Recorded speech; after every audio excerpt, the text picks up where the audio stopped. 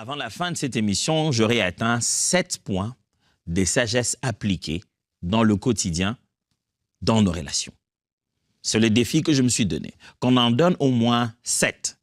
Ouais, ça sonne bien, 7 biblique, 7, c'est chiffre d'accomplissement. Mais en fait, il y a beaucoup de choses à apprendre. Mais je me suis dit, en donner 3, ça serait très peu. En donner 10, ça serait trop. En donner 7, ce serait bien de se souvenir que ces points sont importants. Alors, quel est le premier point qui pourrait nous aider dans l'application de la sagesse au quotidien dans nos relations humaines, en particulier dans nos relations? Pas la relation avec Dieu, pas adorer Dieu dans sa présence, non, non, non. Un chrétien, comment il vit avec son père, sa mère, ses frères, ses sœurs, son conjoint, sa conjointe, ses enfants, ses voisins, son collègue, ses autorités, hein? Nos relations humaines. Tant que tu vois un autre être humain que toi-même, comment appliques-tu la sagesse? Quelles sont les choses qui te permettent d'être sage et de te dire, la sagesse recommande que je sois comme ça. Première chose, faire preuve de patience. Patience. Nous sommes au XXIe siècle, l'ère de l'industrie. Probablement, nous allons, dans ces communautés industrielles, nous allons probablement, je dis probablement, il suffit de regarder, hein, par calcul de probabilité, vous pouvez voir, même sans être de la science du futurisme, mais vous pouvez déjà vous rendre compte que nous sommes en train de nous approcher vers une nouvelle forme de disruption, si on doit appeler ça comme ça. C'est-à-dire que nous allons petit à petit vers un changement qui va être si profond que beaucoup de gens vont se retrouver sans boulot, parce que, par exemple, les machines et l'intelligence artificielle aura substitué leur travail. L'industrie et le système de fonctionnement va probablement être transformé. Et je n'essaie pas de vous faire peur. Je vous montre seulement les avancées qu'il y a aujourd'hui. Ce qui veut dire que les choses vont se faire d'une telle vitesse, vont être livrées au moment où on en veut. Déjà, au moment où on est là, les gens sont devenus impatients pendant qu'ils sont servis par des êtres humains. Ils sont servis par des êtres humains, ils passent par un drive-thru, donc là, ils commandent, prochaine porte, ils payent, l'autre porte qui suit, il est servi. Et si ça prend un peu de retard, il se dit, mais c'est pas possible. C'est pas pour rien que ça s'appelle drive-thru. Dis-lui, organise toi-même un truc comme ça. Je viens chez toi à la maison, à l'entrée de la porte, je commande, au salon, je paye, et quand je vais m'asseoir à la salle à manger, je mange. Tu ne ferais pas ça chez toi-même. Mais on s'en fout. On est ça s'appelle une entreprise. C'est pour ça que vous êtes là. Trouvez les machines, trouvez les trucs à cuire industriels. Faites ce que vous voulez. Trouvez un moyen technologique pour que quand moi je parle ici, ma commande, elle est automatiquement, aujourd'hui, quand tu commandes, tu vois même toi-même ta commande, comme ça, il n'y a plus de problème. Comme ça, les gens de la cuisine, ils voient directement ma commande et le temps que moi j'avance, si on doit frire tes frites, pendant que toi, tu as fait 1 minute, tes frites sont déjà prêtes. Et tu veux avoir des frites qu'on a déjà frites en 1 minute. Nous sommes dans un système de vie où on essaye de servir l'être humain le plus vite que possible. L'être humain devient de plus en plus un enfant gâté. Il veut avoir ce qu'il veut, ici, maintenant, tout de suite. Donne-moi ça. Je peux l'avoir. Si tu ne peux pas me livrer ça, je change. Aujourd'hui, même dans la révolution, dans le milieu industriel, c'est celui qui peut délivrer vite et bien qui a le marché. Ce qui fait que le taux de patience a énormément baissé. Au point que même quand nous prions, nous voulons que Dieu soit comme l'un de ces fast-food. Dieu, je le veux ici et maintenant. Qu'est-ce qui va prouver que tu es Dieu? Tu dois être plus rapide que la machine. On a pris Dieu. On l'a amené dans le domaine de la machine en disant, si Dieu bat la machine, c'est qu'il est Dieu. Ouf! Depuis quand c'est par la science que vous voulez justifier le métaphysique? Depuis quand c'est par le matériel humain que vous voulez justifier le divin? Dans nos relations quotidiennes, sans le vouloir, nous avons appliqué la même chose à nos semblables. On veut qu'ils les fassent vite. Aujourd'hui, c'est devenu une obligation, c'est dans votre CV. C'est écrit comme ça. Les ressources humaines ont préparé ça pour qu'il n'y ait plus de conflit. Capable de travailler sous pression. On te prévient déjà les degrés de pression qu'il y a dans ton travail. Lors de l'une des séries où j'ai parlé de la dépression, je vous ai donné les chiffres du nombre de personnes dépressives qui vivent soit des dépressions chroniques, soit des dépressions passagères comme ça, soit dans des petits cas de dépression. Ces gens-là, ils sont légion. Et dans le milieu industriel, ils sont nombreux. Mais nous travaillons sous pression. Les deadlines tombent en un seul jour. Tu as 4 à 5 mails. Tout le monde te demande un travail. On veut que tu délivres maintenant. Et tu sais que si je ne donne pas maintenant, je peux perdre mon boulot. Et on s'est fait remplacer très facilement dans le monde d'aujourd'hui.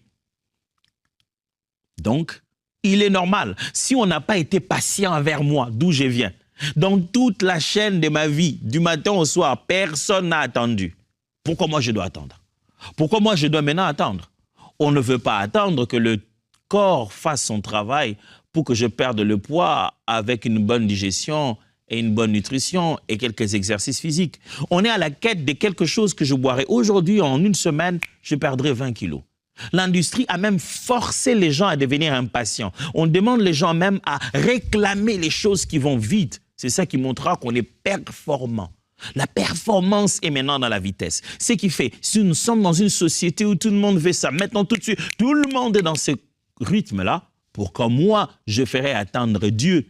Pourquoi moi, j'attendrai que Dieu agisse? Pourquoi moi, j'attendrai de la part de quelqu'un? La patience n'est plus une valeur. Aujourd'hui, c'est la rapidité qui est devenue une valeur. C'est la rapidité qui a remplacé la patience. Un jour, je ne sais plus, j'étais avec un ami, on travaillait, et puis il a cliqué sur un bouton, il a cliqué sur un autre, il a cliqué sur un autre, il a fait 4 à 5 commandes, et l'ordi a pris le temps, il dit, mais qu'est-ce qu'il a cet ordinateur? J'ai dit, oh, mon ami, même l'ordinateur a besoin de temps, laisse-lui le temps. C'est pourquoi il appelle ça télécharger, laisse-lui le temps de charger aussi. Même l'ordinateur a besoin qu'on laisse le temps. Pourquoi tu ne laisserais pas le temps aux autres de devenir meilleurs? La patience a disparu. Pourtant, si on veut être sage dans la société aujourd'hui, apprends à être patient. Sois patient sur la file. Sois patient quand tu fais la queue. Sois patient. Sois patient envers les autres. Tu vois déjà qu'il n'est pas dans son assiette, il est dans tous les sens, il est mal à l'aise, il essaie de s'embrouiller. Accorde-lui la patience. Vous savez, l'univers là dans lequel nous sommes est en train de jouir de la patience de Dieu qui s'appelle la grâce. Dieu est patient et disant, je leur donne un peu le temps. J'aime comment Jésus illustre ça. Il dit, le maître de la vigne arrive, il dit, mais pourquoi cette vigne ne donne pas de fruits? Coupez ça. Et puis le vigneron il dit, non, maître, s'il te plaît, est-ce que tu peux être patient? Ce qu'on va faire, on va essayer de revoir un peu, on va mettre un peu de foin, tout ça, on va mettre de l'engrais, et on va revenir voir après notre saison si ça va donner quelque chose. Dieu a dit, ok, je vais être patient. Nous tous, chaque fois que tu as de l'air dans tes narines et tu te rends compte que tu es conscient, que tu te réveilles, c'est l'expression de la patience de Dieu. Vivre, c'est que Dieu est patient envers toi. Et qu'il s'est dit, je dois encore lui accorder une autre chance, il va s'améliorer. Vivre une bonne relation sur terre, c'est user de ce caractère divin qui est de la patience. Patient, mon frère. Patient, ma sœur. Patient envers les autres. Maman, patient envers les enfants. Hier, tu l'as frappé. Aujourd'hui, tu le frappes. Ce n'est pas à force de le frapper qu'il va comprendre. Dieu lui-même a fait ça. Il a frappé l'univers et il s'est rendu compte, oh, ça ne sert à rien. Genèse dit, le Seigneur se repentit d'avoir créé l'homme. Il a dit, son cœur est tout le temps tourné vers le mal. Vous savez qu'est-ce qu'il a fait à la place? Il a mis un tuteur, un administrateur, un coach qu'on appelle la loi. Il lui préparait pour que Christ arrive et il exprime la grâce. Au milieu des malheurs, et au milieu des bêtises et des péchés de l'homme, vous savez quelle est la réaction de Dieu? Il accorde une seconde chance. Il dit, je ne compte pas ça. Tant que le temps n'est pas encore arrivé, je te donne encore l'opportunité de changer. Tu peux encore changer. Et c'est comme ça qu'il pense avoir trouvé la meilleure solution pour l'humanité. Exprimer davantage de patience. Proverbe chapitre 15, verset 18. Un homme violent excite les querelles, mais celui qui est lent à la colère apaise les disputes. Celui qui est patient fait qu'on cesse d'être étendu. Celui qui est lent à la colère change l'atmosphère d'amitié. Mais un homme violent excite la colère. Quand quelqu'un est violent, il fait que des querelles se multiplient. À peine, tu dis quoi? Toi, tu penses que tu es qui? Aujourd'hui, je vois des gens parler, passer dans les émissions, dans des vidéos. Tu sens de la haine en lui. Tu te dis, wow, comment une personne peut-elle avoir autant de haine? Tu sens de l'impatience, de l'insolence. Frère, le monde est en quête de patience. Et si nous sommes le sel de la terre, c'est à nous de donner le goût de la patience. Qu'on trouve encore des gens patients dans les boutiques, qu'on trouve encore des gens patients sur la queue dans des pharmacies, qu'on trouve encore des gens patients. Est-ce que les gens patients existent encore quand on conduit en cours de route, où chacun fait usage de son klaxon? Est-ce qu'il y a encore des gens patients? S'il y en a, ils devraient s'appeler chrétiens. Deuxièmement, comment vivre sa sagesse dans les relations humaines? Deuxièmement, écouter attentivement. Nous sommes dans une société où les gens n'écoutent plus.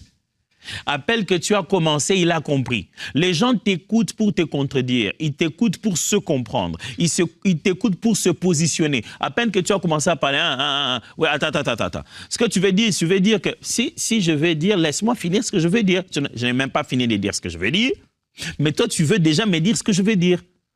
C'est quoi ce miracle-là? Non, je t'ai compris. Je comprends déjà où tu veux en venir. Ah, tu ne peux pas me laisser finir d'abord. Les gens n'écoutent plus. Les gens n'écoutent plus. Ils sont pas seulement, ils font semblant d'avoir compris, mais ils n'écoutent plus. En classe, les enfants n'écoutent plus. Que ce soit à l'université, que ce soit dans mon métier d'enseignant, je sais ce que c'est. Je peux avoir enseigné pendant toute la journée, je sais que je vais donner un examen après. J'ai répété plusieurs fois et je donnais des clés. Je répétais la question de mon examen sous plusieurs formes. D'ailleurs, je n'ai fait que les préparer à l'examen. Et quand je donne l'examen, ils échouent. Je dis, mais vous ne savez pas comment ça fait... Tu as le cœur de l'enseignant qui t'es sur le point de mourir. Tu te dis, mais je vais expliquer ça comment? J'ai expliqué ça dans la langue, avec les gestes, avec l'illustration. J'ai préparé ça, j'ai fait des PowerPoint. Comment je mets ça sur ta tête? Les gens n'aiment plus écouter. Dans le couple, les gens ne s'écoutent plus. L'homme n'écoute pas la femme. Quand la femme parle, il se dit « Ah, elle est toujours comme ça, elle me fait du bruit ». On appelle les conversations des bruits. Jacques chapitre 1, versets 19 à 20. « Vous savez tout cela, mes frères, mes chers frères, ainsi que chacun de vous soit toujours prêt à écouter, mais qu'il ne se hâte pas de parler ni de se mettre en colère. Car ce n'est pas en se mettant en colère qu'un homme accomplit ce qui est juste aux yeux de Dieu. Lui, c'est qu'on dit, la colère de l'homme n'atteint pas la justice de Dieu. Il dit, ainsi que chacun de vous soit toujours prêt à écouter, mais qu'il ne soit pas hâte à parler. Si tu veux vivre sagement tes relations avec les êtres humains, la première des choses à donner, c'est ton oreille et non pas ta bouche. Écoute d'abord. Écoute. Quand tu parles avec Dieu, comment il fait? Dès que tu commences à lui parler, lui aussi se met à parler. Mon fils, écoute ma voix, tu entends de voix audibles et tu as des visions. Non, dès que tu es dans la présence de Dieu, c'est un climat où tu sens que je suis écouté. C'est cette sensation de parler à l'oreille qui t'entend. C'est ce qui te donne cette paix. Sois comme le Seigneur. Produis aux autres cette sensation d'être écouté. C'est-à-dire, ça fait bien de parler avec lui. Il écoute. Tu veux être bon dans tes relations humaines, sois capable d'écouter attentivement. On aime appeler ça de l'écoute emphatique. J'écoute et j'essaie de me mettre à ta place. Je ne t'écoute pas pour me comprendre et comprendre selon moi. J'écoute pour ressentir ce que tu ressens. Et pour ça, je dois me placer vraiment à ta place. J'imagine ce que tu me dis. Tes enfants ont besoin d'écoute. Ton mari, ta femme a besoin d'écoute. Ton collègue, tout le monde autour de nous a besoin qu'on l'écoute.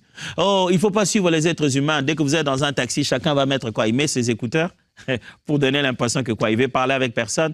En réalité, les gens ont besoin d'être écoutés. Il suffit de les tapoter là et leur dire, mon ami, écoute, je ne sais pas d'où tu viens, mais moi, j'avais... La façon dont il va se mettre à parler, tu ne vas pas reconnaître que cette personne avait autant envie de parler. Tu veux devenir bon dans tes relations? écoute. Écoute. Ne sois pas pressé de parler, Jacques l'a dit. Ne te hâte pas à parler. Laisse la parole à l'autre. Écoute d'abord. Troisièmement, pratiquer l'humilité. Philippiens chapitre 2, verset 23 dit, Philippiens chapitre 2, verset 3. N'agissez pas en vue de la satisfaction de vos désirs particuliers. Laissez tomber tout esprit des rivalités. Que ni la vanité ni les désirs de faire bonne impression ne commandent vos actions. Que par humilité, chacun considère son frère comme meilleur et plus important que lui-même. Apprenez à reconnaître la supériorité des autres. Oh my God, c'est trop fort ça, franchement. Que je regarde l'autre comme étant supérieur, plus important que moi. C'est pas comme ça que l'être humain se réveille le matin. Il ne se réveille pas en se disant « aujourd'hui, qui sera plus important que moi ?» Ça ne fait pas partie de nos plans. Non. Mais pourtant, c'est le plus grand secret des relations humaines. Les gens, quand ils sont à côté de toi, ils doivent se sentir valorisés. Pas par manipulation.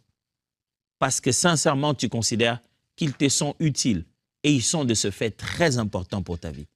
Vivre bien dans tes relations humaines, les autres doivent tout de suite, quand ils te voient, ils doivent tout de suite se sentir mis en valeur. Pas lécher les bottes, mais mis en valeur. Parce que tu as appris l'humilité. L'humilité, mes amis, ce n'est pas un acquis. C'est comme un animal difficile qu'on doit chaque fois dompter. L'humilité, c'est comme chevaucher un lion. Même si vous êtes devenu bon, le lion n'est pas un cheval. Alors le chevaucher, c'est très bizarre. Même si vous êtes les meilleurs amis du monde, même quand tu montes sur son dos, on ne sait jamais, un beau jour, le lion, son côté carnivore va revenir. On n'est jamais à l'abri. C'est ça un peu. L'humilité, c'est dompter l'orgueil naturel et l'ego de l'être humain et ne jamais croire que la guerre est finie. Quand tu contrôles ça très bien, les gens vont te craindre parce que tu contrôles un lion. C'est pourquoi la Bible dit, l'homme qui a la maîtrise de soi, il est plus qu'un roi qui gagne des villes. En fait, tu es en train de dompter quelque chose de puissant là. Mon frère, ma sœur, tu veux être bon dans tes relations, sois humble. Sois juste humble. Ça signifie quoi? Ça signifie juste considère que les gens qui sont autour de toi sont importants. Mets-les à leur place. Et voici la place que propose la Bible. Considère-les plus importants que toi. Pas de complexe d'infériorité, mais considère que celui qui m'ouvre la porte est très important pour moi. Parce qu'il me fallait qu'on m'ouvre cette porte. Celui qui prépare le repas est très important pour moi. Quels que soient les services que cette personne rend dans ton milieu, considère-le comme étant important. C'est signe d'humilité. Quatrièmement, conseiller avec amour et discernement. Lorsqu'on veut vivre bien ses relations, on doit apprendre à parler et à porter dans la vie des autres avec beaucoup d'amour, mais aussi de discernement. Montre-lui à travers tes conseils que ce que tu veux, c'est son bonheur, mais montre-lui aussi, donne-lui aussi, je vais dire, des lunettes pour qu'il distingue le fait.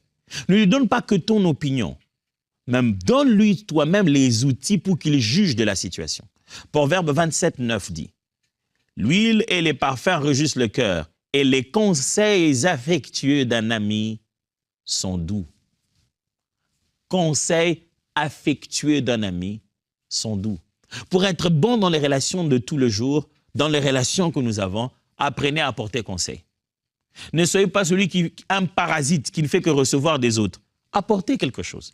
Ah, mais qu'est-ce que moi je vais lui dire? Lui, il est déjà intelligent. Non, ce n'est pas question d'intelligent, n'est pas intelligent. Dans la vie, les hommes les plus intelligents ont commis les plus grosses bêtises. Quand tu vois qu'une chose n'est pas bien à faire, quand tu penses que ça fait quand même bizarre que cette personne refasse la même chose tous les jours, sans jamais se rendre compte qu'il le fait tout le temps exprès. Bon, je ne perds rien si je peux lui faire remarquer ça. Il me dira, ah non, tu sais, je le fais exprès. Au moins, j'aurais su que je l'ai fait exprès. Il le fait exprès. Mais je dois aller avec amour, avec discernement. Je ne lui dis pas seulement, écoute mon frère, voilà ce que je te suggère. Écoute ma sœur, je me demandais, vous savez, deux fois la meilleure façon de donner un conseil, c'est de la transformer en une question. Disons, Ah, tu sais, je me demandais, je vois que tu aimes bien la couleur blanche. Je me demandais, qu'est-ce qui t'a fait aimer en particulier la couleur blanche, surtout quand tu dois venir devant les gens comme ça? Il te dira, ah, mais écoute, moi j'aime bien la couleur blanche, quand je suis devant, je me trouve très brillant. Waouh! Et tu sais que tu es très brillant, même sur la couleur blanche. La difficulté avec cette couleur, c'est qu'au niveau des caméras, ça rayonne différemment. Est-ce qu'il y a quelque chose qui t'exprimait le mieux ton côté rayonnant sans que ça soit du blanc? Parce que le blanc rend la caméra un peu les fixations. Je viens de lui donner un bon conseil. Mais j'ai voulu d'abord comprendre ses choix. Je ne suis pas venu en dire, ah là là là là, non, les blancs, franchement. Je ne sais pas, tu penses que tu es beau dans les blancs, hein? Parce que tu aimes tout le temps les blancs ici. Conseiller avec douceur et discernement. Non seulement que je l'ai conseillé à ne pas porter du blanc, parce que ça rend la tâche difficile au niveau de la caméra, mais je lui ai donné un discernement, la capacité de choisir la prochaine fois la couleur, non pas parce que c'est blanc ou c'est noir, mais d'interpréter très bien la raison qui le pousse à s'habiller, avec discernement.